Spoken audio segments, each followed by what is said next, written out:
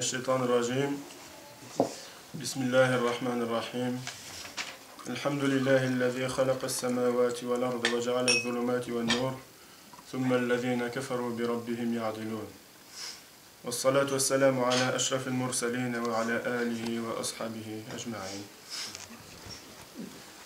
اللهم آتي شيخنا خير ما سألك حبيبك ونبيك محمد عليه أفضل الصلوات وأزكى التسليم اللهم سهل له مهمته وطول لنا صحبته وتوفنا وهو راض عنا.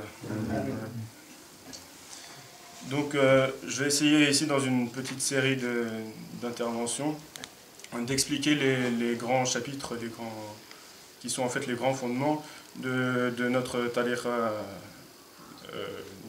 Kalkaliya. Un livre récemment publié sous le nom de Al-Kawakib al-Durriya fi Bayan al-Usul al-Nuraniya, qui n'a pas encore été traduit, mais dont la traduction en français est à venir, Inch'Allah.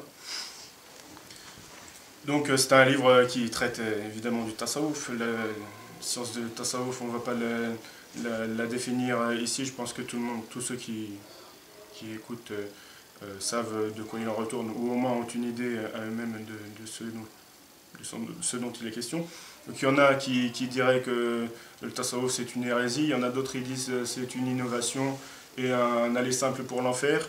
Il y en a d'autres qui disent que c'est un ensemble de cultures, de traditions, plus ou moins en rapport avec l'islam.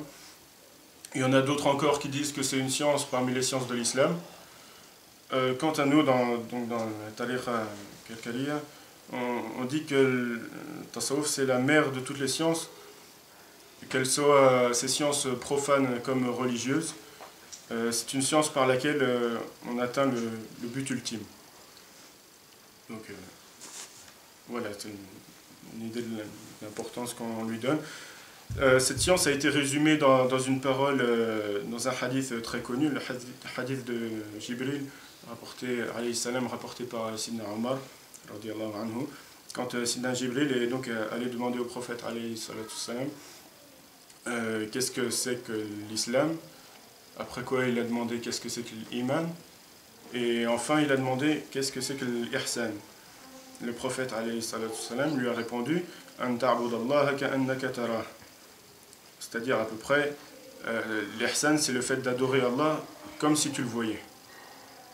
Et donc de cette parole bénie, nos maîtres du tasawwuf des temps passés et présents et à venir, Inch'Allah, n'ont eu de cesse de tirer des enseignements de ces quelques mots très riches en sens et très profonds.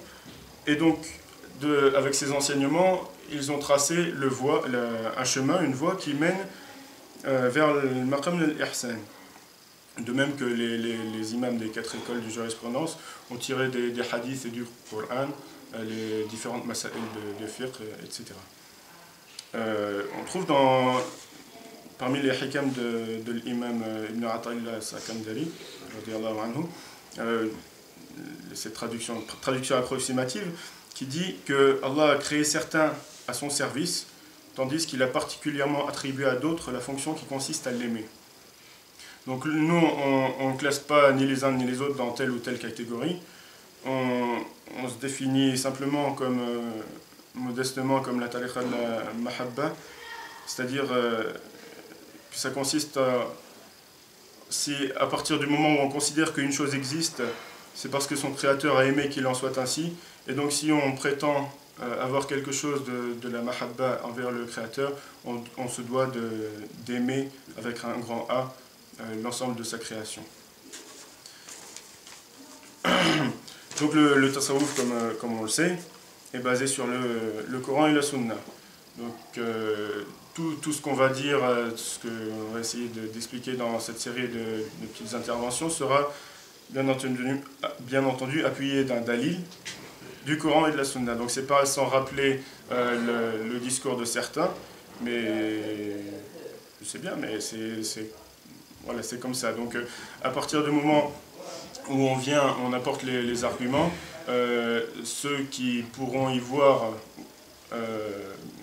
quelque chose qui contredit le Coran et la Sunna ne relèvera en réalité que de leur compréhension des preuves apportées, parce que les preuves quand elles sont là. Et donc, dans ce sens, on pourrait rappeler à juste titre ce qui nous est venu dans le Athar, dans le sens, deux traits de caractère n'ont pas de supérieur en noblesse. Il s'agit de la meilleure pensée d'Allah et de la meilleure pensée des serviteurs d'Allah. Et de même, deux traits de caractère n'ont pas d'inférieur en bassesse. C'est la mauvaise pensée d'Allah et la mauvaise pensée des serviteurs d'Allah. Donc, dans cette série de vidéos, on va essayer d'expliquer les 7 fondements de la tariqa, qui sont le premier, al-ahd, l'engagement, le second, la subha, le chapelet, le troisième, al-hadra, ce que certains pourraient dire, qualifier de danse soufie, tout le monde voit de quoi il s'agit. Le quatrième, ce sera la muraqa'a, donc le vêtement rapiécé. Le cinquième, le dhikr al-ism al-mufrad, c'est-à-dire le dhikr avec le nom Allah. Et en sixième, ce sera la khulwa, Inch'Allah, la retraite spirituelle. Et enfin le septième, le sir, le secret. Le secret, le ma'arifa. Et tous ces 7 fondements ont été réunis par notre cheikh, radiallahu anhu, Sidi Mohamed Fawzi al-Kakari, dans une parole succincte qui donne en arabe istahqir nafsak wa azim ghayrak. C'est-à-dire à peu près avilis ta propre personne et grandis autrui.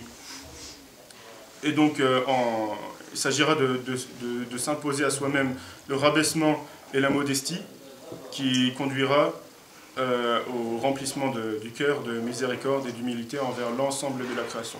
L'ensemble de la création, quand bien même ce sera un insecte ou quelque chose de plus insignifiant apparemment, parce que comme ça a été rappelé dans Surat al-Naml, c'est bien une fourmi qui s'est adressée à Sidna Suleyman, une fourmi qui a été